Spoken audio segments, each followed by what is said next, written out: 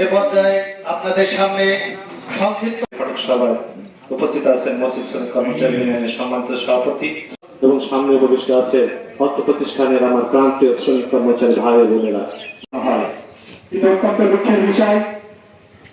বিকাল ৫টার সময় সম্মানিত সভাপতি মহোদয় জনাব গোলাম রসুলের ঐকান্তিক প্রচেষ্টায় যাতে দ্রুত আমার নিয়োগ প্রক্রিয়ার মাধ্যমে সম্পন্ন করা হয় তার চোখে দেখানোর জন্য আমরা সদর দপ্তরে দিন দরবার করে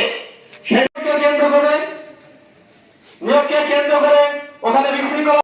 রসুল বিশেষ অতিথি হিসেবে উপস্থিত আছেন আমার প্রিয় প্রতিষ্ঠান মিলের শ্রমিক কর্মচারী ভাই।